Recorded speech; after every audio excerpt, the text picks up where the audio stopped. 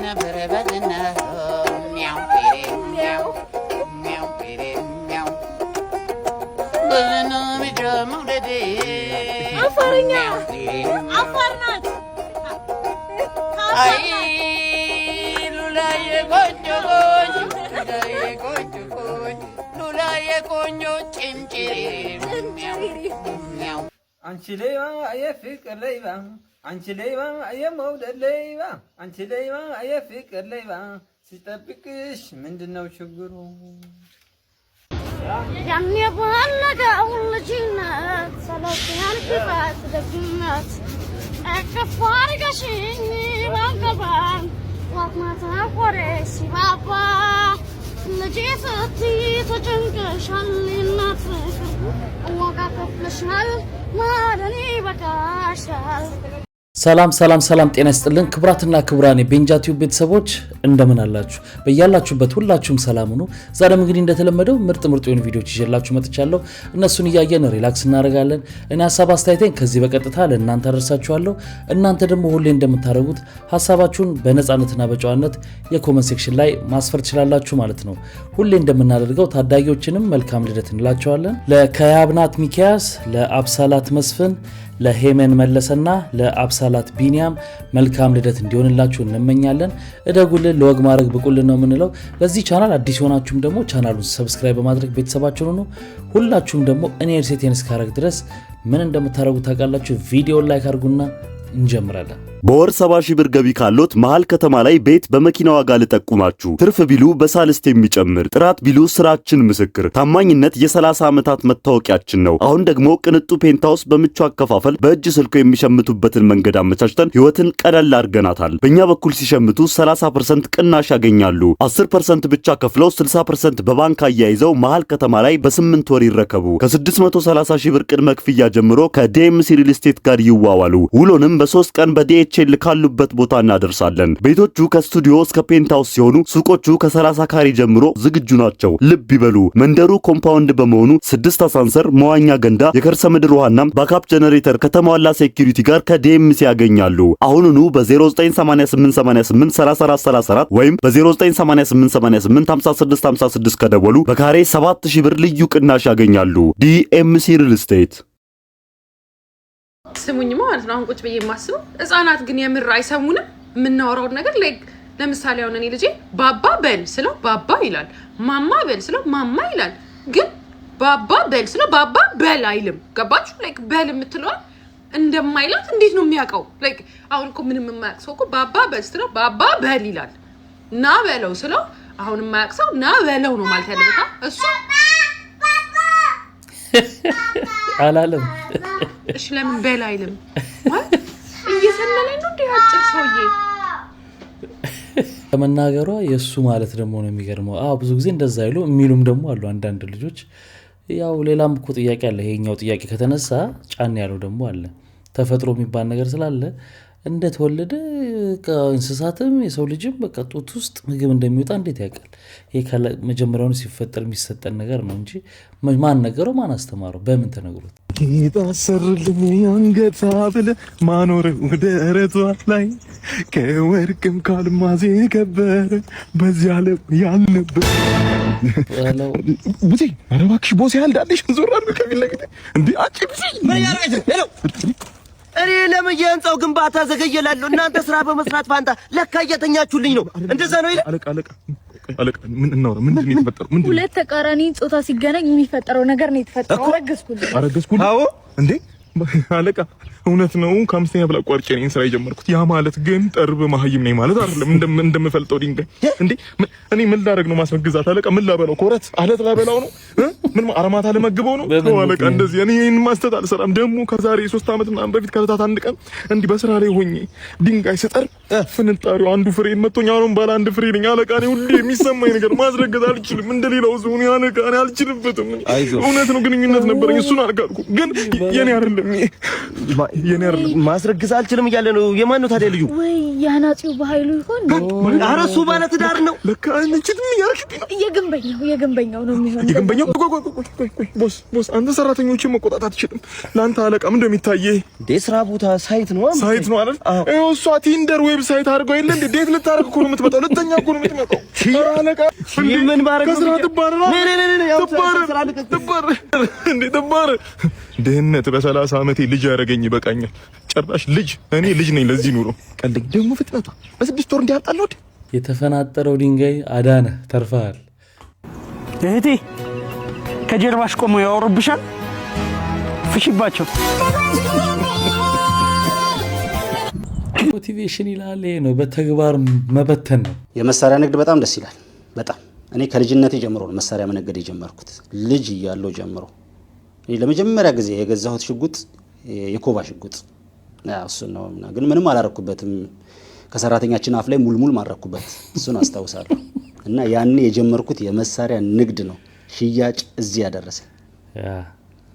እኔ ባለቤቴ ራሱ እኔ ነኝ መልኳን አይቼ የተማረኩት እንጂ እሷን በመሳሪያ ነው የማረኳት። ከስራ ስትወጣ ጠበቅኳት። ታገቢኛለሽ አታገቢኝም አለበለዚያ ግንባርሽን ብዬ ነው እትሽንም ማገባት በጣም ትመሳሰላላችሁ ብዬ ቀለበቱን ልስበው ስል ቀለበቴን ተቀበለች። ኧረ እኔ ምን ማለት ነው አገባለሁ እንዴ 32 ዓመቴ እኮ ነው። አንተ ባትገልኝ ራሱ ማህበረሰቡ ይገልኛል። እንደዛ ነው ያለች። ከዛ በቃ ሰርጉን አፈጠንኩት። እኔ ወዲያው ሱፌን አስተኩሼ መጣው በሞዜር። እሷም ጸጉሯን ተኩሳ መጣች በማካሮቭ። እንደውም እንዴት ጸጉርሽ ስትተኮሺ ጭንቅላትሽን አልነካውም ብያት ነበር። ለካ ትስለኝ ጭንቅላት የላትም። ሄሎ ነኛው አለ ደግሞ ሬንጀር ነች ጃኬት። አው ሸጣለሁ አለ። ሁሉም አንድ መሳሪያ አለ። ምን አይነት ነው የፈለከው አንተ? ጥቁር ክላሽ እንኳን ቀይ ክላሽ ነው። በቀዩ ላርግልህ። እሱ ቢሆን ይሻላል። ምክንያቱም ፖሊሶች ቢይዙ እንኳን መጫወቻ ነው ብለህ ትጫወትባቸዋለህ። እሺ ጥቁር ግዴታ ከሟች ጋማች እንዲያደርግ ችግር የለውም። እሺ እፈልግልሃለሁ። 550 ትከፍላለህ። 550 ሺህ እንደዛ ስንት ነው ታዲያ የምትለው እኮ ገባኝ። ራስን ለመከላከል ስንት ነው የምትለው አንተ? 200 ሺህ ምን ከበሽታ ነው እንዴ ራስን የምትከላከለው? 200 ሺህ ማር በላበት በ200 ሺህ ቀልዳል እንዴ? 200 ሺህ መሳሪያ። ኧረ ምናል አሁን ገበያው እንደውም ቆንጆ እየሆነ ነው እንደሰማችሁት ነው። ጥሩ ነው። የሆነ ሰዓት ላይ ቀዝቀዝ ብሎ ነበር። አሁን ጦርነቱ ሞቅ ሲል አሁን ኪሳችንም ሞቅ እያለ መጣ። አሁን ጥሩ ነው። በጣም አሪፍ ነው። ብዙ ሰው ከጦርነት ምንም ትርፍ አይገኝም የሚል ሰው የኔን አካውንት ባሳየው ደስ ይለኛል። ምን ያህል ትርፍ እንደማገኝ። ሰላም ምን ትርፍ አለው? ሰላም እኮ አካባቢን ብቻ አይደለም ጸጥ የሚያደርገው ኪስህንም ነው። እኔ ምንም የምወደው ነገር ከሰላም የምወደው ሰላም ተስፋዬን ብቻ ነው። እኔ ይኸውልህ ከተማ ላለው መንግስትም መሳሪያ እሸጣለሁ፣ ጫካ ለገባው ታጣቂም መሳሪያ እሸጣለሁ። እነሱ ሲታኮሱ እኔ እተኮሳለሁ። ኤግዛክትሊ። በእርግጠኝነት ይሄ ፈን የሚመስል ግን ሪያሊቲ ዓለም ላይ ጦርነት ቢዝነስ ነው። በነገራችን ሆን ተብሎ ይፈበረካል ጦርነት። ስለዚህ የወንድ ልጅ ልዩ ችሎታ እሺ ሴት ብትሆን ሳስበዋል። ከአምስት ተነስታ ፕሮሰሱ ብዛቱ እስክትወጣ ድረስ ያለው ወንድ በቃ በድጋለ መንጭቆ መውጣት ነው። ውጪ ማለት አንተ ነህ? አዎ እኔ ነኝ። ምን ነው? ሪስፔክተር ሩጠህ ያዛቸው እባላለሁ። ስም ያስቃል። ትናንት የት ነበርክ? 2 ሰዓት ከጓደኛዬ ጋር እየተዝናናን ነበር። ምን ነው? ከዛስ? ከዛ በኋላ ትንሽ ጦዝ ብሎ ስለነበር ካልዋኘሁ ብሎ ገንዳ ውስጥ ገባ። ከዛስ? እኔ እንጃ። ከዛ በኋላ አላስታውስም። አስታውስ። ከዛስ? ከዛ ሲወጣ ከነ ልብሱ ስለነበር በስብሶ ነበረ። እሺ እኔ እንጃ። ከዛ በኋላ አስታውስኩ። ከዛ እንዲደርቅ ብዬ እግሩን አስሬ ላሰጣው ስል ይዘቀዘቃል ብዬ አንገቱን አስሬ ያሰጣሁት። እንዲደርቅ ነበርኩ። ሞተ እንዴ? ስልኬን አይተሽዋል? እስቲ ደውይለት አንዴ። እየጠራ ነው።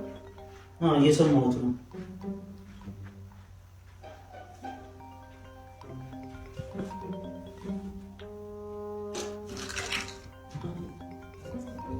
አገኘሁት። ሶፋ ስር እኮ ገብቶ እኮ። ቆይ አንዴ ለምንድን ነው 3 ጊዜ ስደውል ያላነሳኸው? 3 ጊዜ ስደውል ለምንድን ነው ያላነሳኸው? ወልዳኛለች፣ አግብታኛለች፣ የትም አትሄድም ከዚህ በኋላ ልጅ አይጋዝም ብለህ ነው አይደል?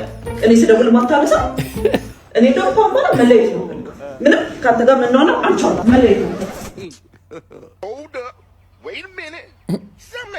እንዲህ አይነት ፈተና ነው የገጠመን ጎበዝ። ናትዬ ወንዶች ከሴቶች ጸባይ የሚደብረን ባህሪ የሚደብራችሁ ምንድን ነው?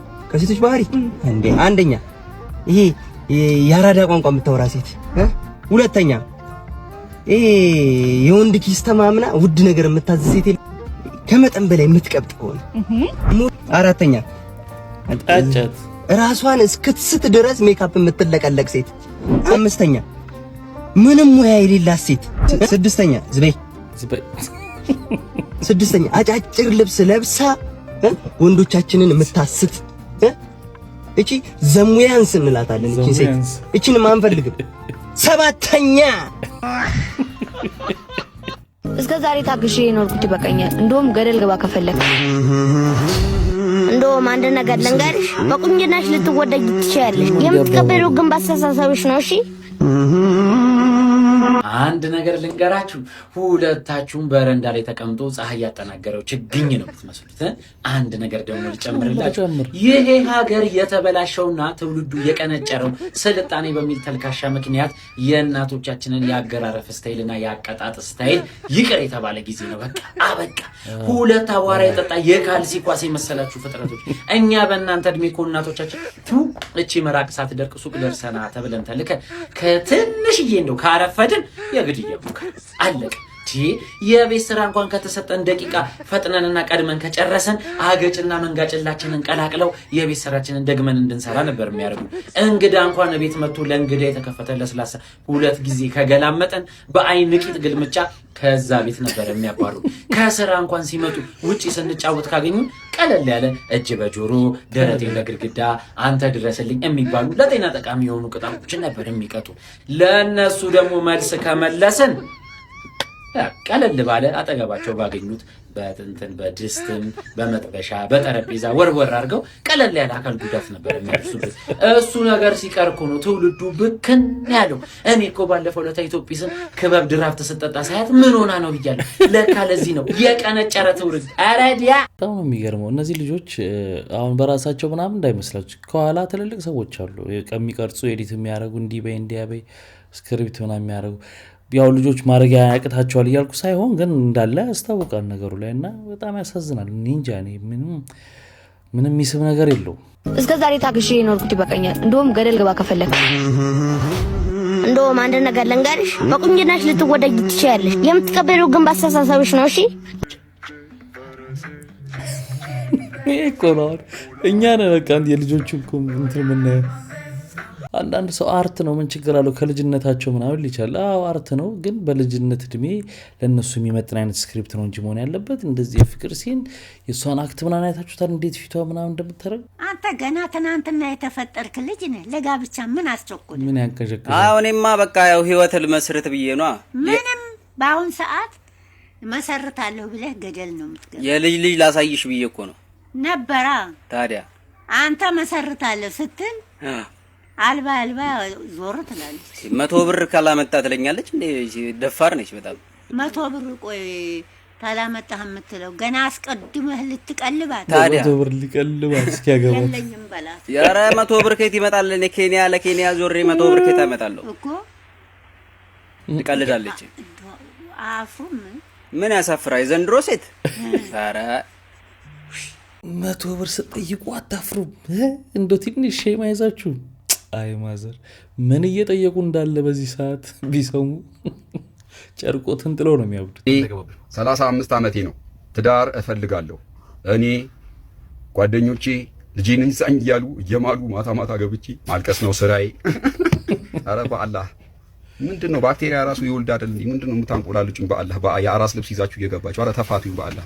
ያራዳ ልጆች እንደኛ ወደድ ነው እንዴ? ያልወደድ ነው? ስማ ለመውለድም እኮ በቃ ምን ንግድ ባንክም ይወልዳል። አረ ተውኝ በቃ የሆነ ቀን ወልድ ይሆናል አይተውቅም። ወይ ምን መወለዴን ራሱ እርግጠኛ አይደሉም። ሰው የራሱን ህይወት መኖር አይችልም ኢትዮጵያ ውስጥ። እኔ አልወልድም ሃሽታግ አልወልድም ሃሽታግ አዶናይ ሃሽታግ ጆን ዳንኤል ወለደ። አረ እንዳታገባ ቅርብ 100 ብር ብትጠይቀስ ደግሞ ተፈራ ጫፍ ላይ ያለችው አሁን እንደምትባል ታውቃለህ? አልተጣብቄ ጠርዘ ጥፍር አቤት ጣብቄ ጠርዘ ጥፍር እንደሚባለው አማርኛችን በጣም ገላጭ ቋንቋ ነው። በጣም ሀብታም ነው ይባላል ነገሮችን ለመግለጽ እና አንዳንድ ቃላቶች ማናቃቸው አሉ። በርግጥ ባለፈው ማንስቻለሁ። ይሄ እንኳን በትክክል በአማርኛ ሊኖረው ይገባል። ግን ምርቱ የውጭ ሀገር ከሆነና ስም ከወጣለት የኛ ካልሆነ ግን በአማርኛ ለመመለስ የሚደረገው ነገር ትንሽ የማይመጡ ትርጉሞች ሊያመጣ ይችላል የሚል ሐሳብ አንስቼ ነበር። እናንተስ ምን ትላላችሁ? ለምሳሌ አንድ ምርት የኛ አይደለም አይደል? ቴሌቪዥን በሉት ወይ የሆነ ማሽን በሉት የሆነ ሀገር ፈብሪኮ ስም ይሰጠዋል። ከዛ ያንን ወደኛ ለማምጣት በሚደረገው ነገር ላይ አንዳንድ ቃላቶች ልክ የማይመጡበት ነገር አለ። አንቺ አንበሳው ነይ ያሳትሉኛል ኮላ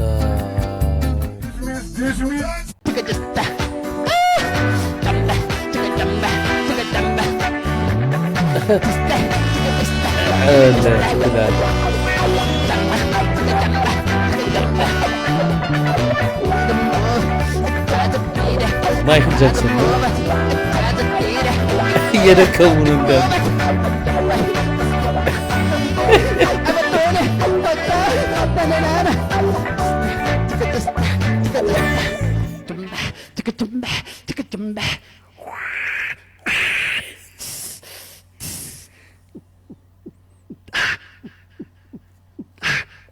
ትሪለር ነው ማይክል ጃክሰን።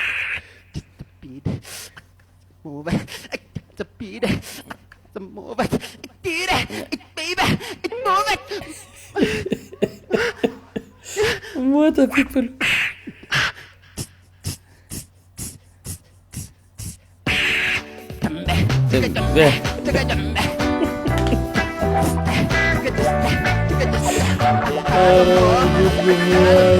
ማይክል ይሄን ሳይሰማ መሞቱ በጊዜ በጀው። የፍቅር ጥያቄን አልተቀበለችኝም በማለት በድንጋይ 6 ጥርሷን ያወለቀው ግለሰብ በእስራት ተቀጣ። በጅማ ዞን መንቶ ወረዳ ያቀረብኩልሽን የፍቅር ጥያቄ አልተቀበልሽኝም በማለት ጥርሷ ላይ ጉዳት ያደረሰው ግለሰብ በእስራት ተቀጥቷል። የወረዳው አቃቢ ሕግ ጽሕፈት ቤት መግለጫ ተከሳሽ ተጁ አባ ዱራ የተባለው ግለሰብ የካቲት 23 ቀን 2018 ዓ.ም ከምሽት 3 ሰዓት ላይ የወንጀል ድርጊቱን ፈጽሟል። በዚሁ ወረዳ ዳርጌ ቦርቶሎ ቀበሌ ገሬ አቤ የተባለ ስፍራ የግል ተበዳይ መስጂድ ቆይታ ወደ ቤቷ ስትመለስ መንገድ ላይ ጠብቆ አናግሪኝ ይላታል። የግል ተበዳይ ለማናገር ፍቃደኛ እንዳልነበር በጣም እኮ ነው የሚገርመው። አሁን እንደዚህ አይነት ነገር በጣም አሁን በደንብ ስንት እንደተቀጣ መስማት ነበረብንና ተቆርጦ ስላየሁት ነው። እንደዚሁ አንድ ሰውዬ ትልቅ ሰውዬ ናቸው። የሆነ ዜና እያየሁ ነበር። ካርድ ገዝተው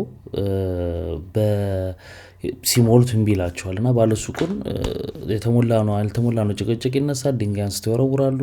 የባለሱቁን አባት ትልቁን ሰውዬ ጥርሳቸው 8 ጥርሳቸው ምናምን ይረግፋል። ይሄ ሰሞኑ ዜና ነውና 8 ጥርሳቸው ረገፈ። ከዛ ፍርድ ቤት ጉዳዩ ሄደ። 8 ዓመት ተፈረደባቸው። በአንድ ጥርስ 1 ዓመት እንደማለት ነውና እንደው ደግ ጊዜ ስለሆነ መቼስ የጥርስ ሕክምና ቴክኖሎጂ በደንብ ስላደገ የሚሰራም ቢሆን እንኳን ከባድ ነው። ብቸኝነት ድል ይነሳ ወንዱ ለወንዱ ቀለበት ያው ኮንተንት ነው ፈን ነው። እሺ አሁን ምንድነው የሚባለው? አይኑ ለቀልድ ነው የሚሉት ምናምን፣ ግን እሺ ምንድነው የሚባለው? አሁን በመድኃኒዓለም ምንድናቸው ደግሞ አያፍሩም ማለት ነው። ኮሜንታቸው ስድብ ነበር እንዳለና ሶኮ ይሳሳታል፣ ያጠፋል። ይባስ ኮሜንቱን ነው ያጠፉት እንዴ! አንዳንዴ እሺ የማይመስል ነገር አድርጎ እንኳን እሺ የሆነ ነገር ይባል ይኮን፣ ይሄ እኮ የማይመስል አይደለም። በቃ በምንም አይነት ምን ስትሉ ምን ስትሆኑ ነው የሚያስቡት? እኔ ምን አይነት ደረጃ ሲደረስ ነው እንደዚህ የሚታሰቡ? መድኃኒዓለም እኔ ምን አይነት ጨጓራ የሆነ ሰው እየበዛ እንደሆነ አላውቅም። እውነት በቃ ይሄ በሰበሰ ጨጓራ እየሆነ ነው የሰው ጭንቅላት። እኔ እንዴት እሺ አሁን እንዴት ነው የምንቀበለው? እያዝናኑ ነው? ምን እያደረጉን ነው? እውነት ግራ ነው የሚገባው። ላምማ ወተት ትሰጣለች። ቀጣርጋ ስንቱን ሕፃን የያዘች ነች። በምን ሞራል ነው የሚተኩት በላም? ግን ምንድነው አሁን ይሄን ነው የሚፈልጉት የማይሆን ነገር ይደረግና እንዲያረጉ እንላና አስተያየት መስጠት አስተያየት ብቻ ሳይሆን ሂስ ሲሰጥ ምናምን ፌመስ የሆኑ ነው የሚመስላቸው ግን መነገር አለባቸው እስከልካቸው ማለት ነው በጣም ነውር ነው በጣም ግን እየተደፋፈረን ድሮ እንዲህ አይነት ነገር እንኳን አደባባይ ቀርጾ ሊያረጋ አይደለም በእንደዚህ አይነት ነገር ወሬው ቢሰማ ምን ሊደርስ እንደሚችል ይታወቅ ነበር አሁን ተናናቅን በቃ ግብር እኮ መክፈል ግዴታ ነው ሁሉም ሰው ግዴታ ነው ግብር መክፈል እኔ ሁሉ ጊዜ የሚያሳስበኝ ምን ነው ግን ነው ማስባት ግን የሆነ ነገር ተሸክማ ያጎንብሳለች ቀና እንዳትል የሚደግፋት የለም ከፊት ከኋላ ያለው ብር ነው ብር ላይ ኖር ይችላል ብር ሲጀመር አሽቃባጭ አንተ እንደዚህ የቤት ኪራይ ምናምን ተሸክመ እዚህ የሆነ ዳ በዚህ የሆነ እዳ ምናምን ተሸክመ ያጎንብሳል ማን አንተ ግን ከዛ ብር ይሏል ብር የለም ብር እኮ ከፊት ቢሆን እኮ ችግር የለም ልክ አንተ እንደ ከፊት ነህ ብር ከኋላ ነው ላይኖርም ይችላል ከዛ ብር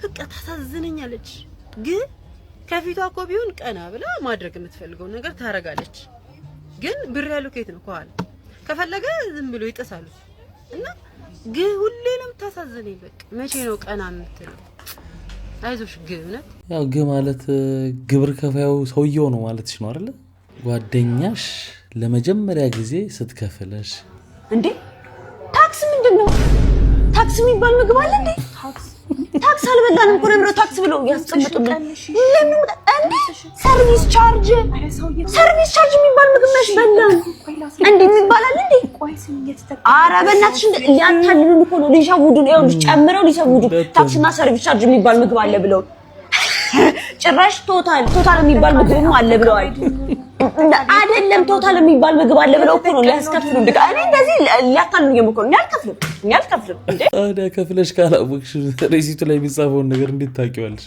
ስቴዲየሙ እንዴት አያችሁት አዲስ አበባ ስቴዲየም ጉድ በሉ ይሄ እኮ አዲስ አበባ ስቴዲየም ነው በባሊ እንደዚህ ውሃ ይዞ ሲቀዳ የነበረው በስማ ትንሽ አነጋጋሪ ነው ምን ትንሽ በቀጣይ በጀት ለመወልወያና ለባልዲ ያስፈልጋል ከባድ ነው በጀት መያዝ አለበት ኮሳኖ ሲንጋው ኮሳኖ ይቻላል መወልወያና ባልዲ ይዘህ ውሃ ትቀዝፋለህ እንዴ ዓለም አይሰቀበንም አየነው ግራሞስ ላይ ያን ዲያሞንዴ ግርምሽ ታየን እኮ ዓለም ላይ ምን ቀረ በመወልወያ ያያችሁ ነው ያመጠጡ ምናምን የኳስ ስቴዲየም በባሊ ምናምን አሁን ቅርብ ጊዜ ነው ታደሰ ብለው እኮ የከፈቱት ምናምን በጣም ነው ግን የሚያዛፍረው ስንት ልማት ተሰርቷል እኔ እንጃ አዲስ አበባ የሚባለው ስቴዲየም መቼ እንደሚያልቅ አላውቅም እንደገና ይሄን ራሱ እንዴት እንደሚስተካከል አሁን ነው እንዴት ነሽ ምን አዲስ ነገር አለ አሉት ይመጣች ምንም እኔ ዛሬ አላየውኩም ዛሬ ስቴዲየሙ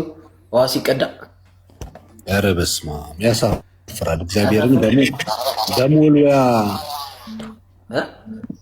በሞሉያ ምናምን እያደረጉ በባልዲ እያደረጉ ሲዝቁት አሁን አይቼ የቡናና የባንክ ጨዋታ ላይ ነው አይደል ቡናን በጣም ነው የሚያሳፍረው እግዚአብሔርን 41 ጀሪካንና ወደ 28 ሞሉያን የተገዛው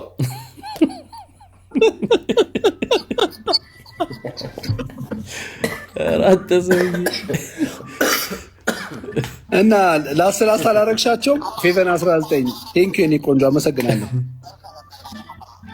አረ ነፍቼዋለሁ ፌስቡክ ላይ ነፍቼዋለሁ እግዚአብሔርን ማርያምን አይ ሂጅባቸው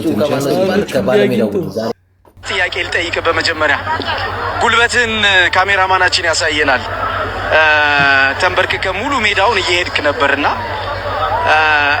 አይ ቲንክ የምስጋና ምልክት ያለው ይመስለኛል ግን ሰዎች ሊያውቁት ይፈልጋሉ ያስባለውና ምን ማለት ነው ዛሬ ከጎል እስከ ጎል ነው ተንበርክከ ሄድከው እውነቱን ለማውራት ድልን የሚሰጥ እግዚአብሔር ነው በመጀመሪያ እንግዲህ በመጀመሪያ ድልን ከሰጠኝ አምላኬ በአደባባይ ፊት ካስደሰትከኝ በአደባባይ ፊት አመሰግናለሁ በህዝብ ፊት ብዬው ነበር ቃል ገብቼልህ ያንን ቃሌን ነው ፈጸምኩለት ይገባዋልና በሰላም በጤና ያደረሰን አምላክ ለዚህ ውጤት እንድንመቃ ይረዳል እሱ ነውና እግዚአብሔርን በጣም ነው ማመሰግነው ለዛ ነው በኢትዮጵያ ፕሪሚየር ሊግ ያልተጠበቀ ክስተት ተፈጥሯል። መብራት በመጥፋቱ የሽረና የቅዱስ ጊዮርጊስ ጨዋታ የተቋረጠ ሲሆን መብራት ይመጣል ተብሎ ቢጠበቅም ሳይመጣ በመቅረቱ ቀሪ 6 ደቂቃዎችን ነገ 4 ሰዓት ላይ እንዲደረግ ተወስኗል። ትናንት ዝናብ፣ ዛሬ ደግሞ የመብራት መጥፋት የኢትዮጵያ ፕሪሚየር ሊግ አንድ አካል ሆነዋል። ስለ ሁኔታው ምን ሐሳብ አላችሁ? ኮሜንት ላይ አጋሩኝ። መልካም ጊዜ። ለምን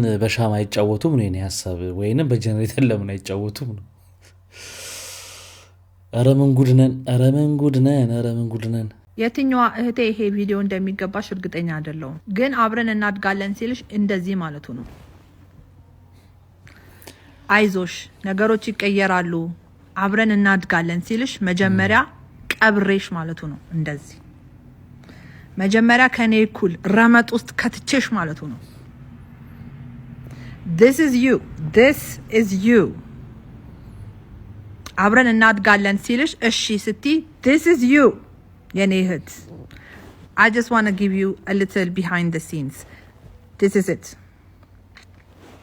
You are welcome. እኮ ግርም ነው የሚሉኝ። ያው እንግዲህ ታውቃላችሁ የነ ጆርዲ ቲም ነች።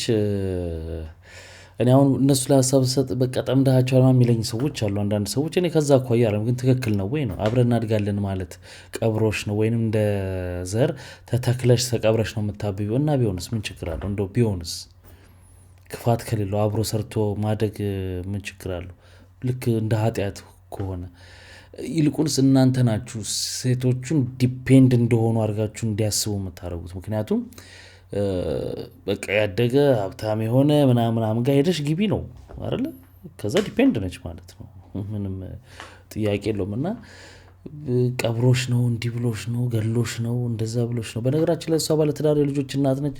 የራሷን ትዳር ቤቷን ምናምን አሪፍ ኑሯን እየኖረች ነው። እነሱን እየሰማችሁ ገደል የምትገቡቶቻችን ግን ተጠንቀቁ። በእንደዚህ አይነት ቪዲዮ መጥቻ አላቅም፣ ግን ደግሞ አንዴ ተመልከቷት። ጋለን ሲልሽ እንደዚህ ማለቱ ነው። አይዞሽ ነገሮች ይቀየራሉ፣ አብረን እናድጋለን እያለች ያለችው ምንድን ነው? አንድ ወንድ አብረን እንደግ ብሎ ካለሽ መጀመሪያ ቀብሮሽ ነው ብላ ያለች። በመጀመሪያ የሀብት መለኪያ ወንድ ላይ ብቻ የወደቀበት ምክንያት ነው። ሲቀጥል ደግሞ አንድ ሴት ሚስት ሆናለሁ ብላ ካለች አብራው ለፍታ አብራው አፈር ውስጥ ገብታ የጋጠውን ግጣ አብራ ብታድግ ምንድነው ችግሩ? እኩል ነን እኛ ከወንድ ጋር እኩል ነን። የሴቶች የበላይነት ትሎ የለ እንዴ? ትሎ የለ? አምሶሪ ይሄ እኔ ስለማያካትት ነው። እሺ እኔ የወንድ የበላይ አይደለም። እኔ የወንድ የባሌ የበላይ አይደለም። አምሶሪ ይቅርታ፣ እኔ ከባሌ በታች ነኝ። እኔ ባሌ ሲያዘኝ የምታዘዝ ሳጠፋ ይቅርታ የምጠይቅ እንደ ሴትነቴ ተከብሬ መጽሐፍ ቅዱስ እንደሚያዘኝ የምኖር ባሌን የማከብር ሴት ነኝ። እኔ ከባሌ እኩል አይደለም። ባሌ የኔ የቤቴ ራስ ነው፣ ማገሬ ነው። ትዕዛዙን እሰማለሁ። ምን ነው አሁን ያላችሁ ሴቶች እኔ እንጀራ ጋግር ያለው አንተ ወጥ ስራ እያላችሁ አይደል እንዴ እየኖራችሁ ያላችሁት? ታዲያ ምንድነው ችግሩ? አብራችሁ ለፍታችሁ አብራችሁ ዋጋ ከፍላችሁ እሱ የበላውን አፈር በልተሽ ቤትሽን ማትገነቢበት ምክንያት ምንድነው?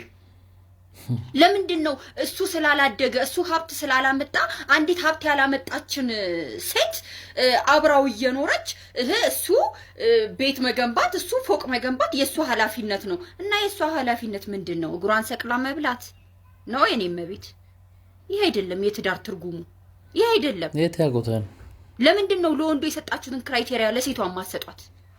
ይሄ ክራይቴሪያ ምናልባት የድሮ ባለ ትዳሮች ላይ ቢሆን ሊያስኬድ ይችላል። ምክንያቱም የድሮ ሚስቶች ለባሎቻቸው እንጀራ መጋገር፣ የባሎቻቸውን እግር ማጠብ፣ ለባሎቻቸው ወጥ ሰርቶ በየአይነት ሰርቶ ጥፍጥ ያለውን ነገር ሰርቶ ባል ሲቆጣ እሺ ብሎ ተቀብሎ መኖር ለድሮ እናቶች ክብራቸው ነው።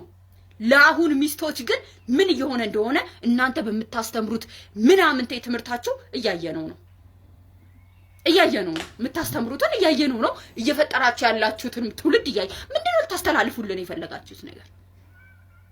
አብራት ደግ ነው ሚስት አንተ አድገ ጨርሰ አንተ የራስ ነገር ኖሮክ ከዛ በኋላ አንዲትን ምንም የሌላትን ሴት አምጥተ ታኖራለህ። አረባክሽ ታይባክሽ። እኔ ቀንደኛ የሴት ደጋፊ ነኝ ልንገርሽ። ማንም ወንድ ተነስቶ ሴት ላይ አሁን እንዲከፍት አልፈቅድም። ማንም ትዳር ውስጥ ያለ ሴት እንድትበደል አልፈቅድም። ይሄም ግን ልክ አይደለም። ተሰርቶ ያለቀ ቤት ውስጥ መኖር ማን ይጠላል? የኔ ቆንጆ ግን ይሄ ትዳር አይደለም፣ ግዞት ነው። እሺ ይሄ ግዞት ነው። የምር ትዳር ከሆነ የምትመክሪው የምር አብሮ መኖር ጽናትን ህይወትን ትዳርን ከሆነ የምትመክሪው ይህ ምክርሽ ልክ አይደለም። ውስጥ ደግሞ የገባችሁ ትክክል ነሽ ልክ ነሽ የኔ ቆንጆ የምትሉ ሰዎች እናንተ ሀብታም ቤት ግቡና ልክ እንደ ጌጥ እንደ አበባ ጌጥ ሲፈልግ እያመናቀራችሁ ሲፈልግ እየሰደባችሁ ሰው በሰራው ሀብት ላይ እግራችሁን ሰቅላችሁ የምትኖሩ ገለባዎች ናችሁ። በቃ ትክክል ነው። በቃ ተከባብሮ ባልም ሚስቱን አክብሮ ሚስትም ባሏን ወዳ አፍቅራ አክብራ ሁለቱም ነው እንጂ የሚኖረው አብረን ደግ ካለሽ በቃ ቀብሮሽ ነው ምናምን እንዴ።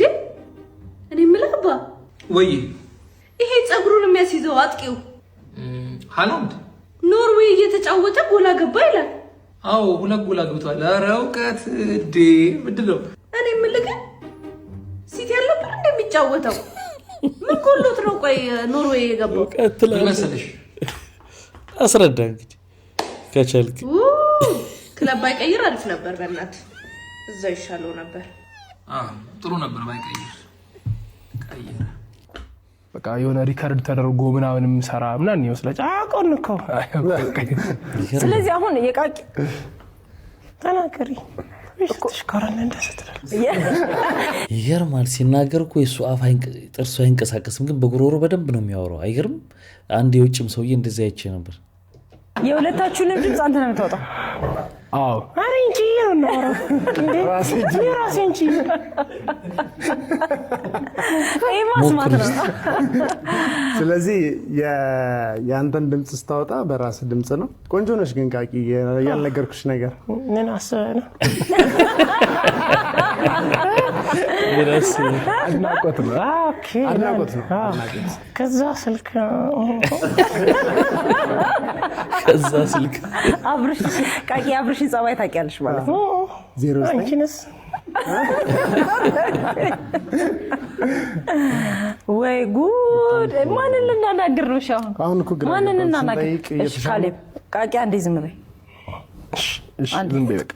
እሺ ካሌብ ይሄንን አርት እኛ ሀገር ስትጀምረው አንተ እንግዲህ ካንተ በፊት ነበር ነው ወይስ? ከኔ በፊት ላይክ አላየውም። በአማርኛም ኢትዮጵያ ውስጥም ይህ ስራ ሲሰራ አላየውም እና ብዙ ጊዜ ቲክቶክ ላይ ሜንሽን የሚያደርጉልኝ ራሱ ጄፍ ነው። ጄፍ ደግሞ ማለት በጣም በዚህ ስራ ዓለም ላይ በጣም ታዋቂ ነው እና ኦዲየንሶቹ ራሱ ሙሉ ነው። በቃ ስቴዲየም ሞልቶ ምናምን የሚዝናኑት በስክሪን እየታየ ያው ሩቅ ስለሆነና ኢትዮጵያ ውስጥ የለም የስራ ያ ሰዋረኩ ካፕሽን አብሽ ለና ወላሰው እንደራዋት እንገረ ይዳል ቃቂ ቆይ ስራና ዝና እንዴት ነው ታዲያ? ይገርማል። እንዲህ አይነት ተሰጥኦ ከስንት አንድ የሚገኝ ነው እና ይሄን አሁን በደንብ ዓለም አቀፍ ማድረግ ይቻላል። በጣም ማይኮ ግን ተጎሳቆል እንደ ድሮ ሆነልን እንጂ አረ ምን ተጎሳቀየ መስሎ ነው እንዴ? እና ምን ሆነ? በቃ ማላ ድል ግን ይገርማል። አንተ በቃ ሁሉም ሰው እኔ በቃ አላ ድጋሚ ሰርቁኝ ናላ ምን አረክኝ ነው ፈተና በዛ በቃ በዚህ በኩል እስር በዚህ በኩል ምን ያጣት ካለብኝ ማርያም በቃ ፈጣሪ ቅርበልኝ ወይንስ አገባኝ ይኸው ስልኬም ተሰረቀ። ድጋሚ ቲክቶክ ራሱ በዚህኛው ቲክቶክ ይውላል ቀረ። በቃ ምን ታረጋለህ? ግን እግዚአብሔር ይመስገን እንደዛ መሆኑ አላማርም፣ ለበጎ ነው። አሁን አይፎን የለም አካውንቴም የለም እና በቃ አሁን አሱነት ስልክ የሚባል ዘር ይናፍቀኝ። እንግዲህ የልጅ እንደምታውቁት ከዚህ በፊትም ስልክ የተሰርቋል ምናምን ብሎ ከና ዶናይ ጋርም ከሌሎችም ኮንተንት ክሬተሮች ጋር በጣም እየታየ ነበር፣ እያደገ የነበረ ልጅ ነበረ። ግን ሁለተኛ ጊዜ ስልክ የተሰረቀ ምናምን ሲል ሰዎች እንደሆነት አልተቀበሉትም። ተሰረኩ እያለ በየጊዜው እየተዋጣለት እየተገዛለት ስልክ እየሸጠው ነው አይነት ነገር ነው እና አክሴፕት አላረጉትም እና ያችን ነገር ፊል አድርጓል። ታስሮም ነበረ ደግሞ።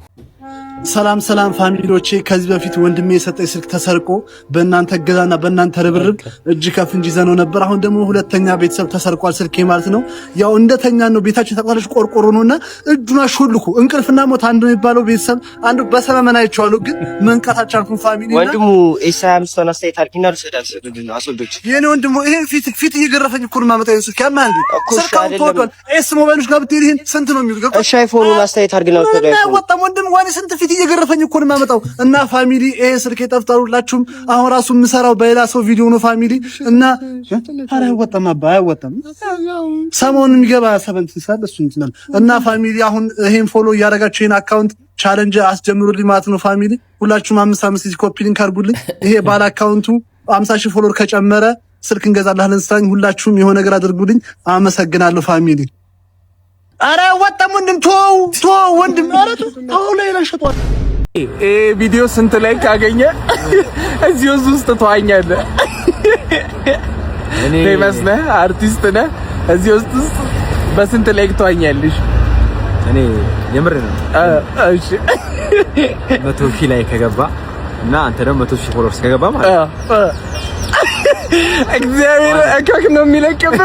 ዋኛለሁ ለነገሩ አንተ ለምደዋል። እናሳኘው በቃ የቪዲዮ ስንት ላይ ከገባ ይሄን ታረጋለህ፣ የቪዲዮ ስንት ከገባ ይሄን ታረጋለህ የምትል እንትን ትሬንድ ሆናለች በጣም። እናንተስ እቺን ቪዲዮ ላይክ እያረጋችኋት ነው? እስቲ በሏ። ግን አሜሪካ ረጅም ዓመት ቆይታል ማለት ነው። እኔ የምልሽ ይኸውልሽ እዚህ አካባቢ የ$1 ሚሊዮን ፕሮጀክት አለ። ገባሽ? አዲስ አበባ ላይ ማሰላር $1 ሚሊዮን ፕላስ ደግሞ I was thinking you know for fact እዚህ አካባቢ የ$3 ሚሊዮን ሌላ ፕሮጀክት አለ። 3 ሚሊዮን ሰላም አወቀው አላወቁት አቡጡት እኮ ነው የታደሰ አቡጡት አቡጡት what's up how are you bro okay ምን ገንዘብ ነገር አለ ገንዘብ አለ bro oh maybe iPhone 60 okay thank you አቡጡት ይኸውልሽ ሌላ ደግሞ ምን መሰለሽ በቃ ከአንድ ወር በኋላ ተተተን ያልኩት አልገባም ተበላ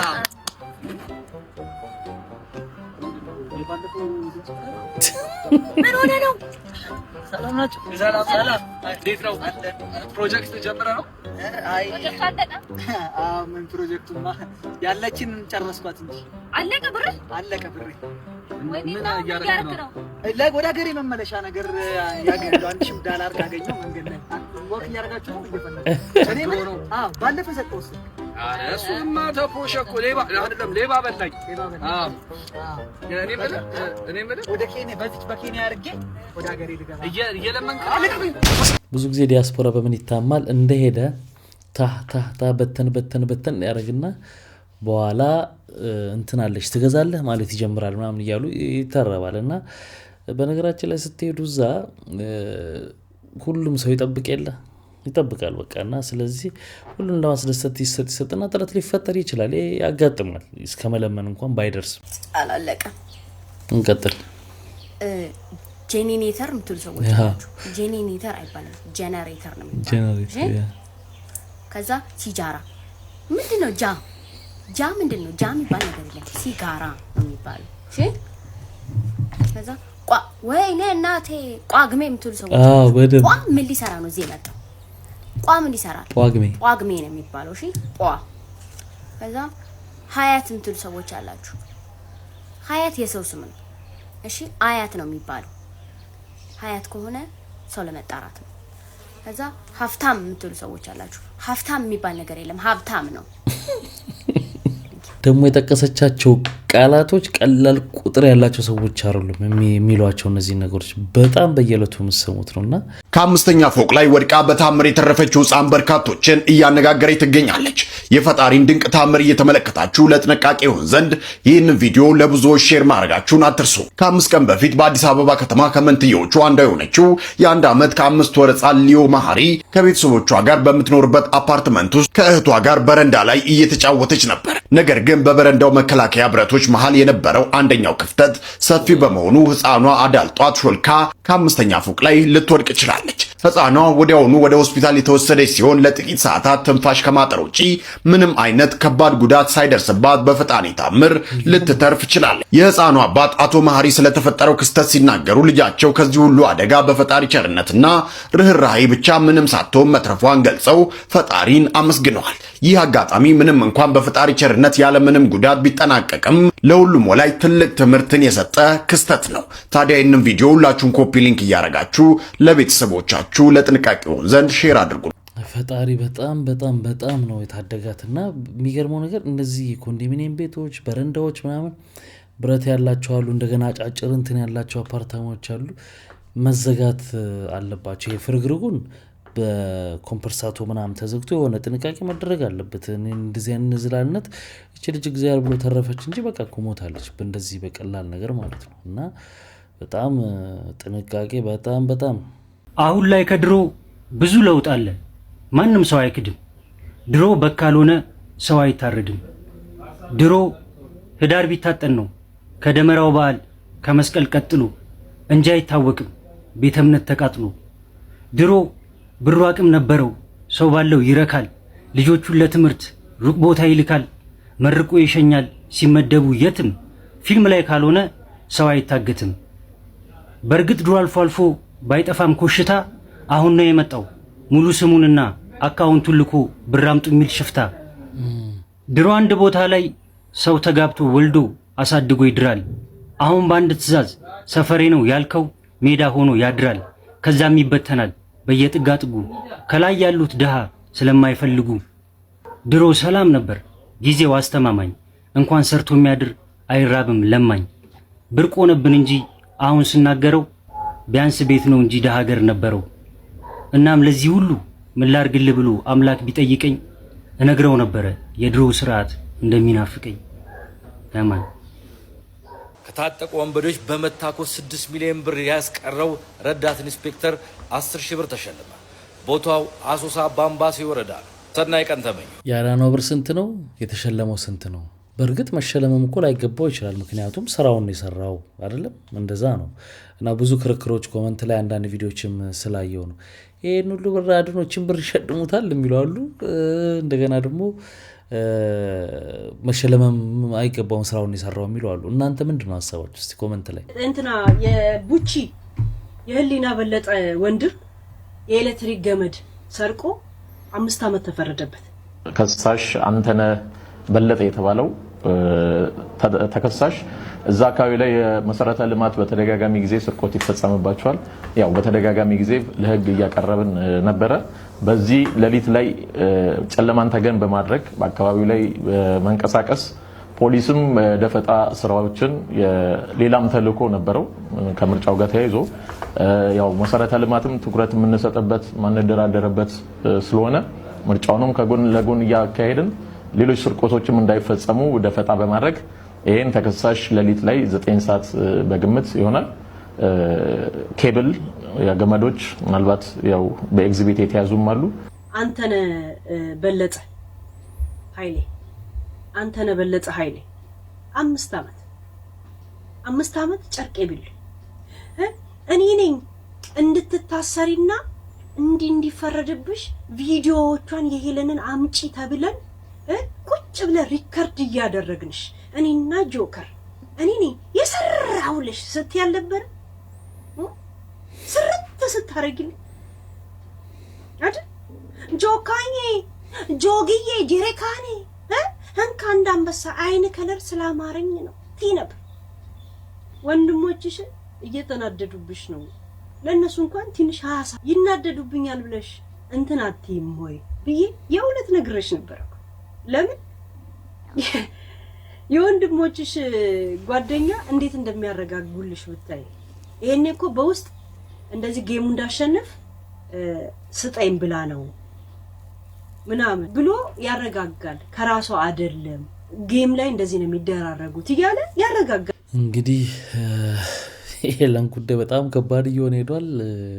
ታውቋቸዋላችሁ ቲክቶክ ላይ የምታውቋቸው ሰዎች እነዚህን ወንድሟ እንግዲህ ታስሯል። ያችኛዋ ወንድሜን ያሳሰረችው እዛ ሀገር ቤት ድረስ ምክንያቱም ሄለን ያው እንደሚታወቀው የሐረር ልጅ ናት፣ ድሬዳዋ ልጅ ናት። ስለዚህ እሱም ደግሞ የተጠየቀው ዜናውን ያነበበው ከሐረር ከድሬዳዋ ስለሆነ ሴራ አስጠምጥማ ባላረገው ነገር ከእንቅልፉ ተቀስቆ እንዲታሰር ያደረገችው እሷ ነች ትላለች። እንግዲህ እዚህን ያክል ስልጣን አላት ብላ በማመን ወይንም ዝም ብሎም ነገር ውሃ ማያነሳም ነገር ሊሆን ይችላል። ዛሬ አንቺ እንደ ቀልድ ወተሽ አስበላሽ ወንድሜ እኔን የተበቀልሽ መስሎሽ ያንቺ እጅ አለበት ነው የምልሽ። ያንቺ እጅ ነጭ ቅማል ያንቺ እጅ። ያንቺን ደግሞ መጨረሻ የምጠብቀው ከቅዱስ ሚካኤል ነው። ዛሬ ለተቀሙ አይደል ያንቺን ፍርድ እንባሽ ለኔ መጽናኛዬ ነው። በቀደም ያለቀሽው እንባ በቀደም ያነባሽው እንባ ለኔ የዘላለም መጽናኛዬ ነው። የተማረውን ጀግናውን ጎበዙን ወንድሜ አስበላሹ አንቺ ነሽ። ታሪክም ህዝብም ይፋረድሻል። ነገ ከነገ ወዲያ ሙሉ ነገሩን እሰማለሁ። ያ ፖሊስ ልክ ነው፣ ቦታው ላይ ተገኝቷል። በሌሊትም ይሁን በቀን ወንድሜ ቦታው ላይ ተገኝቷል። ስለዚህ ወንጀለኛ ነው። አንዱ እሱ ነው።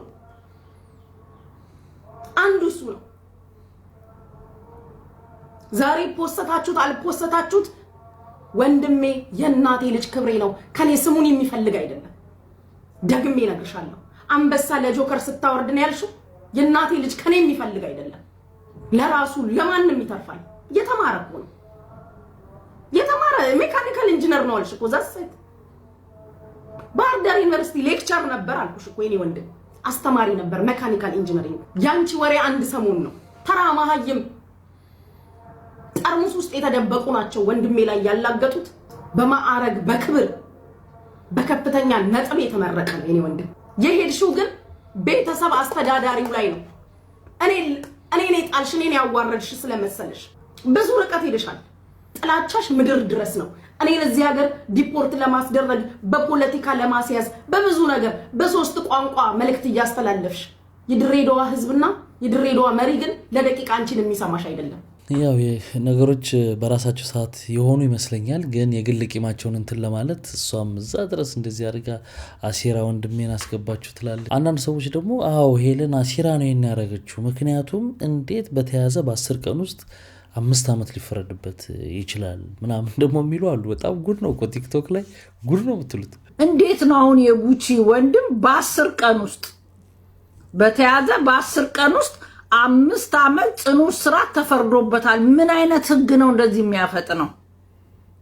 ሴት የተደፈረ በ5 ዓመት እንኳን አይፈርዱም። የእንትን ሽቦ ኤሌክትሪክ ሽቦ ያረጀ የተጠመጠመ እሱን ይዘው እንደዚህ ማድረግ አግባብ አይደለም። እውነት ለመናገር አግባብ አይደለም። የሚያሳዝን ነው። ኢትዮጵያ ውስጥ ህግ አለ፣ ፍትህ የለም እንዴ። እንግዲህ ምኑን እንግዲህ ማንም ቲክቶከር እየተነሳማ ከሌና አስገባው እስከሌና አስገባው የሚል ከሆነ ምኑን ህግ ኖረ? ምኑን አገር ነው? የማይመስል ነገር ነው። ጨርሱን የማይመስል ነው። ላይክ ሳምሪ የዳቦ ፋሚሊ ተቀላቀልሽ ወይም በየትኛው ቪዲዮ ነው የታወቅሽው? ዳቦ ፋሚሊ ቲክቶክ ላይ ዳቦ ቤት የመክፈት ዓላማ አለን እና ሰሞኑን ዳቦ ቤት ብንከፍት አንቺ ምን ዋና ነው? ሻጫ ቢዝነስ ላይ ወንደች ነገር ሲባል ሰምቼ ያለው ሳምሪ ሻጫ ኳሊቲ እሱ ሲከፈት በደንብ እናብራራላችኋለን። ገና ካሁኑ ካብራራን ጥሩ ዳቦ ነው የሚኖረን። ትረስት ሚ ችግር የለም። ሶስተኛ ጥያቄ እንዴት ጠንካራ እናት ልትሆን ቻልሽ? ወይም ሚስጥሩ ምንድን ነው? ምክንያቱም ላይክ ብዙ እናቶች ይሄንን መልስ ይጠብቃሉ እና ሚስጥሩ ምንድን ነው? እኔ እንጃ። አይ ቲንክ እብስኬ መሰለኝ የሚጠብቀኝ መላክ ስራ ሌላ ሚስጥር የለም። አሜን ሃሌሉያ። አራተኛ ጥያቄ መላጣውን ወይስ ጨበሬውን? ተላጩት አላልኩም። ንኩት፣ ችግር የለም። መላጦች አንድ ስማርት ናቸው ይባላል፣ ሁለት ጸባቸው። እሺ ቀጣይና ከበድ ያለው ጥያቄ ነርሶች ዳቦ አሰጣጥ ላይ ጎበዝ ናቸው ይባላል። ላይክ አንቺም ሶሻል ሚዲያ ሊሆን ስለምትችል ስለምትሰሚ እውነት ነው እና ደግሞ የሚሰጥበት ምክንያት እና ደግሞ አሰጣጥ ላይ ጎበዝ ናቸው ወይ የሚለውን መመለስ ከቻልሽ። ያው ነርስም አይደለ ሙሉ ነገር ስለምናውቀው ያው በርበሎ ጓዳው ቅያሱ ጫውን ስለምናውቀው ሙሉ ነገራችን ስለምናውቀው ለዛ ይመስለኛል። እና የምር እንደሚባለው ዳቦ ይሰጣል ወይስ አይሰጥም? ይሰጡትም አቤት ጥያቄና መልስ። ሄደን ሆስፒታሉ ቦታ ሄደን ግን ነርሶች በጣም ጥሩ ሰዎች ይሰጡ የዶክተሮች ቀኝ ግራ ጭንቅላት ኤቭሪቲንግ ምክንያት ያለ ነርሶች ምንም ማድረግ አይችልም ማለት ነው። አንድ ዶክተር ነው አንድ ስቴሽን ላይ ዶክተር። ኦኬ የመጨረሻው ጥያቄ የሳቅሽ ምንጭ ምንድን ነው? እና እዚህ ሳቅሽ ውስጥ ዘለቀ አለበት ወይ? የለበትም። እሺ ሚስጥሩ ምንድን ነው? የኔ ሳቅ ምንጭ ራሴው ነኝ። እንጃ በጣም ብዙ ሰው ሳቅሽ ይወደዋል። የትኛውም አይነት ሲቹዌሽን ላይ ብትሆኚ አጎልም እና ሚስጥሩ ምንድን ነው? እኔ እንጃ በእውነት እኔ የማላውቀውም ግን አይ ዶንት ኖ አይ ቲንክ የሆነ ነገሮችን ኢዚ አድርጌ ስለምቆጥረው በትንሽ ነገር ስለምደሰት ትንሽ ነገር ያስደስተኛል እንጂ የዘለቀ እንጂ የለበትም። ይህን ይመስል ነበረ። መልእክት አለሽ መጨረሻ ለዳቦ ፋሚሊዎች? የዳቦ ፋሚሊ ተቀላቀል። አሜን። ፎሎ እያደረጋችሁ በተስተያቸዋለሽ ነው ፎሎ ማለት እንዳትረሱ።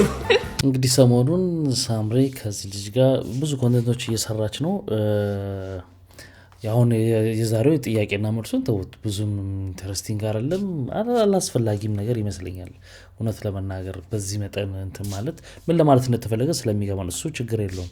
ነገር ግን ብዙ ነገር ያየሁት ምንድነው በቃ እሱን ያዘች ከዚህ ልጅ ጋር ሆነች አብራ ምናምን የሚል ነገሮች አይቻሉ። በቃ መብት እኮ ነው አይደል? አንድ ሰው ከተለያየ በኋላ ሌላ ደግሞ ህይወት ይኖረዋል። ብትፈልግ ከሱ ጋር ትሆናለች፣ ብትፈልግ ከሌላ ጋር ልትሆን ትችላለች። እሱም እንደዛው የፈታችው ሰውም ፋኒም ቢሆን የራሱን ህይወት ይቀጥላል እኮ ከፈለገው ሰው ጋር የመሆን መብት አለው። ግን ልክ እንዴት ነው እንደ ቺቲንግ ተደርጎ ሲወራ ግን ትክክል አይደለም። አንድ ሰው ነፃ ከሆነ ከትዳሩ ካበቃ በኋላ ከሆነ አዲስ ህይወት ቢጀምር ያው ይችላል ብዬ ስለማስብ ይሄ ቪዲዮ ስንት ላይ ከገባ ሳምሪን ታገባታለህ? አራችን ሰላም ስጣት ማለት ላይክ ያስፈልገውም ለሷ ነው። ምርጥ ሰው ነች። እኔ ለሳምሪ ቃላቶች የሉኝም። እሺ ዝም ብለህ ስንት ላይክ ያርጉ? ዝም ብለው ቃን ሚሊዮን ያርጉልህ። 1 ሚሊዮን ላይክ ሳምሪ ለማግባት አይደለም። ሳምሪ ለማግባት እንዴ ቁጥር ያስፈልግህ ገብቷል። ዋናው ልብ ነው የሚያስፈልገው። ልብ ደግሞ የለኝም። አስመታኛም ባለ ምን አይነት ፕላን እንዳወጣ ታውቃለህ? ያኔ 5 ወር ላይ ሆኜ የተናገርኩት ቃል አለና እንግዲህ ክብራትና ክብሯን የጆሲ ኢን ዘ ሃውስ ባለቤት ነች። እንግዲህ ያው ጆሲ ኢን ዘ ሃውስ ስለሚለው ዮሴፍ ገብሬ ነው ስሙ። ሰሞኑ ለመጀመሪያ ጊዜ በቪዲዮ ኢንተርቪው ሰጥታለች። ኢንተርቪውን ያላያችሁ እዩት። ማየት የምትፈልጉ ሰዎች በደንብ ዲቴል ነገሮችን ማወቅ የምትፈልጉ ግን የተወሰኑትን ነገሮች እኔ ማውራ አንድ ነገር ልንገርህ አልኩት። አሁን ፕላን ያወጣው ልክ ካደገ በኋላ መጥተህ ለመውሰድ ነው። ይሄ ነው ፕላን አልኩት። እንዴት ታውቂያለሽ? ይሄን ሐሳብ አለ ይሄን ነው አልኩት። እንዳልኩትም እሱም አይሆን ተው የምትለውም ሰው አባት አይደለም። አሁን ለጆሲ ከስንት እኮ ያስቀራው ነው ምናምን ብለህ የምትነው አይነት ሰው አይደለም። ኦኬ ካንቺ በላይ ስለሚያስብም ኦልሬዲ በቃ ፊደል የቆጠርክ ሰው ከሆንክ ይሄን ከአንድ ቀን ትምህርት ካለፈብህ ልጅህ ምን ያህል ሊጎዳ እንደሚችል ማሰብ አቅተሃል። ሰው የሚነገረውም ሰው ብዬ አላምንም ያለና አልናገርም። አስቀርተዋል አልልም።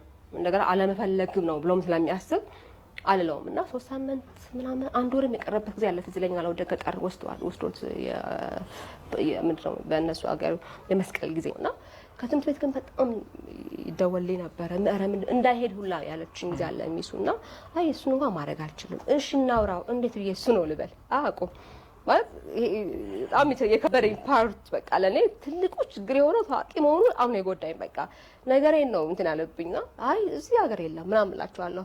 በቃ አሁን እነሱ ሲፈልጉት አይ ከሀገር ይወጣል ብቻ የምላቸው ራሱ ስለሚቀያየር ገብቷቸዋል።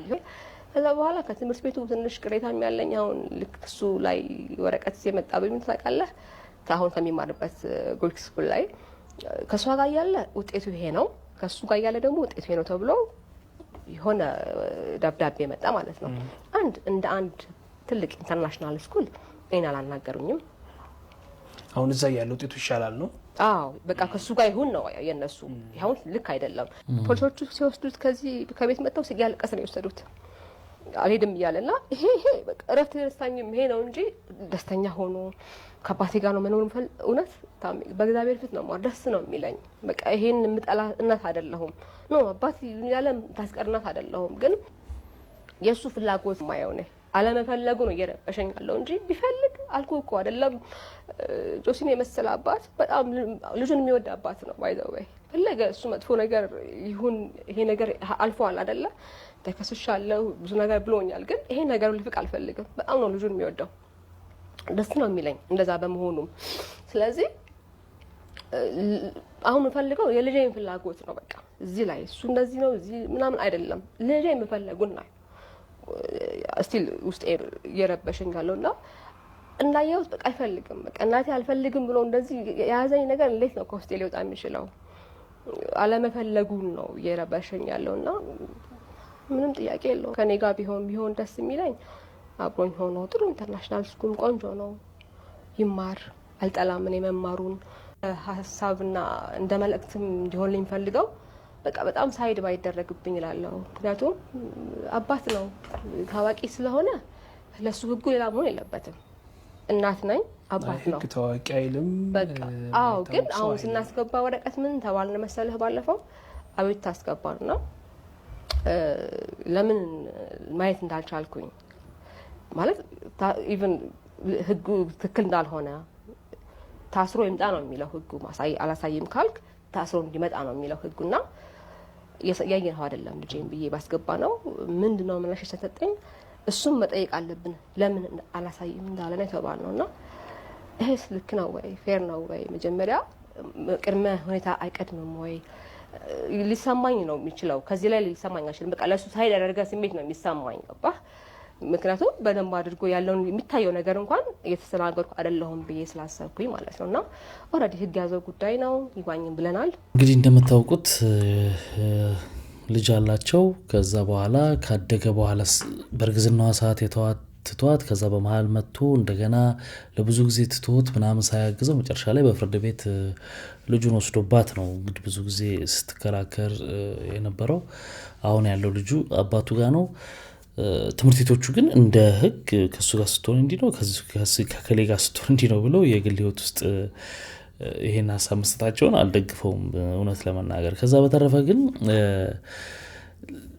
ብዙ ጊዜ እኛ ጋር ምንድነው ችግሩ የሆኑ ባልና ሚስቶች አብረው በሆኑ ጊዜ ልጅ ያፈራሉ አይደል? ልጁ ከተወለደ በኋላ እነሱ ጋር ችግር ቢኖርም ቢለያዩ ልጁ ግን እናቱንም አባቱንም ጋር ሆኖ የማደግ መብት አለው እኮ። ልጁ እኮ የራሱ መብት አለው እናቱንም የማግኘት አባቱንም የማግኘት። እኛ ወሳኝ ለምንድን ነው የምንሆነው?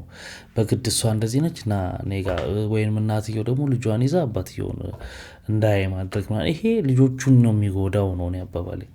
የግል ችግር የወላጅ ችግር የራሱ ችግር ነው። እንደዛ አድርገው አሁን ነጮቹ ጋር በዚህ ብዙ ነገር ደስ ይላቸዋልና ኮፒ ካረግን ደግሞ አሪፍ ነገር ኮፒ ብናረግ የማይረባውን ኮፒ ከምናረግ በቃ ልክ እንደባት ገዳይ ምናምን ነው የሚሆነው እናትና አባቱ ሲለያዩ።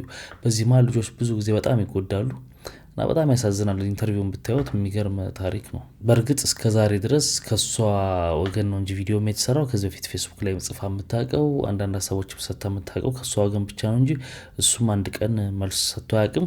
ለምን መልስ ሰጥቶ እንደማያውቅና ለምን መልስም እንደማይሰጥ ይህን ኢንተርቪው ስታዩ ትረዳላችሁ ምክንያቱን ምን እንደሆነ። የጸሎት ጥሪ ለድምፃዊ ቴዎድሮስ ታደሰ በሰሜን አሜሪካ በተካሄደው የ2026 የጥበብ አዋርድ ላይ ድምፃዊ ቴዎድሮስ ታደሰ የዓመቱ ልዩ ተሸላሚ ሆኗል። ለዘመናት በሙዚቃው የብዙዎቻችንን ልብ የገዛው የቴዲን ሽልማት በመድረክ ላይ ተገኝተው የተቀበሉት ወንድሙ ኢሳያስ ታደሰና ልጁ አሜን ቴዎድሮስ ታደሰ ናቸው። ነገር ግን በሽልማቱ ስነ ስርዓት ላይ ወንድሙ ኢሳያስ ታደሰ ለሁሉም አድናቂዎቹ አንድ መልእክትና ልባዊ ተማጽኖ አስተላልፏል። ቢገኝ ደስ ይለኝ ነበር፣ ግን ምንም አልላችሁም፣ ጸሎት ግን አድርጉለት ሲል መልእክቱን አስተላልፏል። ቴዲ ታደሰ በየቤታችን በዜማዎቹ ትልቅ ትዝታ የጣለብን የጥበብ ሰው ነው። ወንድሙ ያቀረበውን የጸሎት ጥሪ ሁላችንም በቅንነት እንቀበለው። በጣም የሚገርማችሁ እዚህም አምጥተን አይተነው ነበር ከዚህ በፊት የነበረውን ሁኔታና ቪዲዮዎች ምንድነው ቴዎድሮስ ታደሰ ሳውዝ አፍሪካ ሙሉ ሄዶ ሌላ የተለየ ሕክምና አድርጎ ወደ ሙሉ ጤንነቱ 100% እንደተመለሰና ሙሉ አልበሙ ደግሞ አልቆ ለመውጣት ጫፍ እንደደረሰ ቅርብ ጊዜ ተነግሮ ነበረ። ሴፉ ሾው ላይም በታዲያስ አዲስ ላይ ሴፉም አቅርቦ ነበር እንደዛ ብሎ እዚህም አምጥተን አይተነው ነበርና ምን እንደገና ሀፕን እንዳረጋ አላቅም። በአልበሙም አልወጣም። እንደገና ይህን ሽልማት ሲያሸንፍም ጸልዩለት ምንም አልላችሁ ምናምን አለ ማለት ከበስተጀርባ ትጠረጥራላችሁ አይደል? የሆነ ነገር እንደገና ታሞ ይሆን ወይስ ምናምን ትላላችሁና በጂጂ ምክንያት ራሱ እሷም እንደሱ ብትድን ምናምን እየተባለ ነበርና አልበሙ አልቋል። 100% ጤንነቱ ተመልሷል። በጣም አሪፍ ላይ ነው ተብሎ ነበር። አሁን ደግሞ እንዲህ አይነት ዜና ሰማን። እግዚአብሔር እንግዲህ ቀላሉን ያርግለት። ችግር ከሆነ እንዲሁም ጸልዩለት ከሆነ ደግሞ እድሜና ጤና ይስጠው ነው። ደንግጬ ራሴን ስቼ ወደኩበትም ጊዜ ነበር። ቤቴ ውስጥ የማይደረግ መተት የማይደረግ ክፉ ነገር የለም። ግን ማንም ይልካቸው ከየት መጡ ምናምን በሚገርም ሁኔታ እግዚአብሔር ነገሮችን አድርሶኝ አውቄያለሁ። ሶልቭ ያደረኩት እኔው ራሴ ነኝ። ምንድነው ከዛ አካባቢ ከዛ ስታር ነቅሎ ከነሴንጎፉ በመጥፋት እና እነዛን ሰዎች ከአካባቢ በማራቅ ራሴን አድኛለሁ። ከዚህ በኋላ የሚመጣው ነገር እስከዛሬ ላለው እግዚአብሔርን አመሰግናለሁ። የሚመጣው ደግሞ እግዚአብሔርን ተስፋ እያደረኩ እቀጥላለሁ። ለእንደዚህ አይነት ሰለባ የምትሆነው በመንፈሳዊ ህይወት ጠንከር ባለ ማለት ክፍተት በመፍጠር ምናምን ነው የሚመጣው። ስለዚህ እኔ ከከፈልኩት ይልቅ ያ ሰው የከፈለ ያለው ዋጋ ይበልጣል። አድመኝነት ሰውን ያው እኛ ምንችለው ይሄን ያደረግነው ነው እስቲል አሁንም እያሉ ያሉት እኛ ምንችለው ይሄንን ነው ብሎ ነው ያሉት እና ብዙ ሰው እንዳወጣው አያውቅም። አልበም ሰርቼ ምናምን ገና ላወጣ መቼ ነው የሚወጣም የሚለኝም ሰው አለ ባይዘ። ስለዚህ እግዚአብሔር ይመስገን አሁን ትንሽ ከነሱ ጋርም በአንዳንድ ነገሮች እነ ብሬ እነ ሳሚዳን ወንዲማክ ዲጄ ኪንግስተን ምናምን የማስማማት ነገር ሆኖ ይሄ ስራ ብድግ ብሎ እንደተጫነን ያለውና እንደገና የሚንቀሳቀስበትን ራን የምናደርግበትን ነገር የመስማማቱ ነገር ቴዲ በአጋጣሚ ከትላንት ወዲያ ነው ይሄ ሆነው። ካወጣውና ካገኘው አንፃር አሁን እስካሁን ባለው አትርፋል ከስር ያለው አይዱዊ ታረጋዋለሁ ብዬ እችላለሁ። ያው አሁን እየተስማማ ነው ያለው ማለት ይቻላል። ስለዚህ ኦኬ ከተስማማ ስምምነቱ ምን ሊሆን እንደሚችል አላውቅም። ወደ ራሴ ዩቲዩብ ዩቲዩብ ኦፊሻል ይፋ አደርጋለሁ። ሰው ላይ እስከዛ ሄዳችሁ እንደ ጊዜው የተሰኘ በጣም የሚገርም ቀደም ሲል ሳስደምጣችሁ የነበሩ ሙዚቃዎችን አቆምቆም ትችላላችሁ። አሁን የህዝብ ልጅ ነህ ገባ አይደል?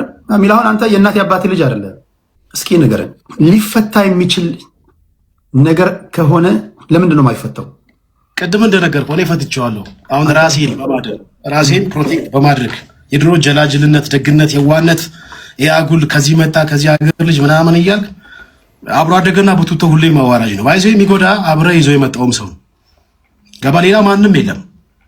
እኔ ሞልቶ ፈሶብኛል የሰው ፍቅር እግዚአብሔር ይመስገን። ለሰው ያለው አመለካከት እንዴ ነው፣ ደግነቱ እንዴ ነው ምናምን በጣም አጥንቼ ነው ሰው ፍሬንድ እንኳን ማድረግ። በዚህ ዙሪያ ውስጥ ነው የምኖረው እኔ። ያም ሰው እግዚአብሔር ልቦና ያስጣው፣ ወደ ራሱ ይመለስ። በቃ ከራሱ ጋር ይወዳደር፣ ስራ ይስራ፣ እኔን ይተወኝ።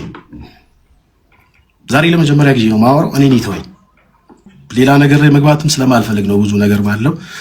ይሄ ነገር ለኔ ሊሆን ይችላል ብላችሁ የምታስቡ ካላችሁ እንደ ሚዲያ ሰው በሬ ክፍት ነው። ነገር ግን ሁልጊዜ እንደዚህ አይነት ነገሮች ህዝብ ነው ማወቅ ያለባቸው። ህዝብ ደግሞ ማሚላ ላይ የሚደርሰው ጥቃት ምን እንደሆነ የማወቅ ግዴታ አለበት። ምክንያቱም የህዝብ ልጅ ነው። እንግዲህ ድምፃዊ ማሚላ መጥቶ ምንድን ነው ያለው? በጣም በአብሮ አደጎቼ በጓደኞቼ በማውቃቸው ሰዎች ያው መተት ምናምን ባድ ስፕሪት በቃ እንደዚህ አይነት ነገር ውስጥ እንደተደረገበትና ብዙ ተረብሾ እንደነበር ያንን ግን በራሱ ሰዓት ከዛ ጀማ ነቅሎ በመውጣት እነዛን ሰዎች ማን እንደሆኑ ስለደረስኩባቸው ራሴን ሴቭ አድርግ ያለው የሚል ሀሳብ ነው የሰጠው። እነማን እንዴት የሚለውን አልተነተነም። እንግዲህ እንዲህ አይነት ዝግ የሆኑ ነገሮች ብዙ ጊዜ ለብዙ ግምት ለተሳሳተ ግምት ይዳርጋሉ። ከዚህ በፊት አብሮት ከሚሰራው ልጅ ጋርም ችግር እንደነበራቸው ይታወቃል። ግማሹ እሱ ነው ሊል ይችላል፣ ሌሎችም ሰዎች በዙሪያ ላይ የነበሩት ሰዎች ሊል ይችላል። እንግዲህ እየተገመተ መቀጠል ነው። እሱ መጥራት አልፈለገም። ከዛ በተረፈ አልበሙም ላይም ባወጣ ጊዜ በጣም ችግር እንደነበራቸው ከሰው ጋር ተናግሯል እንደሰማችሁት። እና በጣም ግን ያሳዝናል። ይሄ በተለይ ይሄ መተት ምናምን የሚባለው ነገር በጣም እየተንሰራፋ መጥቷል። ብዙ ቦታዎች እየሰማን እያየን ነው። በተለይ ይሄ መቀናናት ምናምን ሲኖር እንዲህ አይነት ነገሮች አይሰራም ምናምን የሚባል ነገር የለም። ሰርቶ ብዙ ሰዎችን ህይወት አበላሽቶ አይተናል። እግዚአብሔር ከእንደዚህ አይነት ሰዎችም ከእንደዚህ አይነት ስራም ይጠብቀን ሁላችንም ነው ብሎ ከንፈሬ ያጨቃጭቃቸዋል። ምን ሆነ ነው የሚሉት? ትንሽ አነሰ መሰለኝ። ከራሹም አይነት ነገር የሚመጣብሽ ብዙ ጊዜ ከንፈርሽ ላይ ነው። ከንፈሬ ላይ ነው ያ ከንፈሬ ላይ ይጨቃጨቃሉ። እንዴት እንደሆነ አላውቅም። አንቺ ግን ምንም አይነት እስካሁን የለም፣ ግን ያው ለወደፊት አይቀራል ብለን ከዚህ በላይ ምን በቃ እኮ በተፈጥሮ የተሰራ ሆኖ ከተፈጠረ እንትን ይላል። እድሜ ከፍ እያለ ሲሄድ እየሟሸሽ ይሄዳል።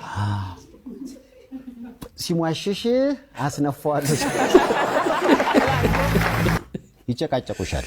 ጭቅጭቅ አለ። እንደዛ አይነት እድገት ረስተውታል። እንዴት እንደሆነ አላውቅም። ባለበት እንግዲህ አንተን ያየሁት አይደል? በጎ ያልሆነው እስካሁን 21 ነኝ ለሰው 21 ዓመትሽ ነው እስካሁን። በቃ ኮሜንት ላይ ይሄ 21 ነው አላውቅም። ዘንድሮ እንኳን 27 ሆነሽ ያደግሽ ነው እውነት 27 ሆነሽ ማለት ነው። ያኔ እኮ ስንገናኝ 20 ነበርሽ። የዛሬ 7 ዓመት ማለት ነው። 27 መሆንና 20 በሁለቱም ማለት ያለው ልዩነት በምን አሁን ተቀየርኩት ያለሽ እድሜ የሚያመጣው ብስለት በብዙ ተቀየረ ያለው በሚታይም በማይታይም በብዙ ተቀየረ ያለው በጣም በብዙ በቃ ማለት ይሄ የሚገለጽም አይደለም። እድሜ ከፍ እያለ ሲመጣም ያው ማቹሪቲ አለ፣ ማገናዘብ አለ። በፊትም አታረጋቸውን የሆነ አለ አይደል ትከፋፍላለህ። ድሮ በግድ የለሽ የምታረጋቸውን ነገሮች እድሜ ከፍ እያለ ሲመጣ ትቆጣ። እንዴት ነው ትላንት የብሩክቲን ኢንተርቪው ሴፍ ሾው ላይ አያችሁት ወይ? በመጀመሪያ ካያችሁት የራሳችሁን ሀሳብ አስተያየት ኮሜንት ላይ አስቀምጡልኝ። እኔ የመጣችበትን መንገድ ምናምን እሱን በጣም አደንቃለሁ። ጎበዝ ናት ራሷን ለማውጣት ምናምን። ግን አንዳንድ ጊዜ ከሆነ ነገር ተፈትነን ከመጣን በኋላ የሆነ ቦታ ጋር ስንደርስ አጉል ነገር ማድረግ መናገር መሆን በጣም ይደብራል። ለራሷ እንደፈለገች ትኖርና የምታስተላልፋቸው ነገሮች አንዳንዶቹ ደስ አላሉኝም። እኔ ኢንተርቪው ላይ አንዳንድ ነገር ቅሬታ አለኝ፣ ግን አሪፉም እንዳለ ሆኖ ማለት ነው። የሚያስተምረው ነገር ምንድን ነው? በ16 ዓመቷ ወጥታ ያንን ስትራግል አድርጋ ታግላም ብላ እዚህ ጋር መድረሷ ትልቅ ነገር ነው። እዚህ ጋር ሲደረስ ደግሞ ማነር ቢኖር ስርዓት ቢኖር ምናምን ደግሞ አሪፍ ነው። ወደኋላ የነበርሽበትን ትረሻለሽ ወይ ታስታውሻለሽ ወይ የሚል ጥያቄዎች አንስቶላት ነበር። የመለሰችበት መንገድ አሁን እሷ ማቹር ነኝ ብላ እንደምታስበው ማቹር እንዳልሆነች ያሳየችበት ነው እና ብዙ ነገሮች አሉት። ብቻ እንግዲህ ክቡራትና ክቡራን ለዛሬ ይዤላችሁ የመጣሁት ቪዲዮዎች እነዚህን ይመስሉ ነበር። በአንዳንዶቹ ተዝናንተናል፣ በአንዳንዶቹ ደግሞ ቁም ነገር ወስደናል። ስትገቡ ላይክ ያላደርጋችሁ አሁን ላይክ አድርጋችሁ ውጡ። በሚቀጥለውም አሪፍ የሆኑ ቪዲዮዎች ይዤላችሁ እመጣለሁ። መልካም ጊዜ። ባይ ባይ።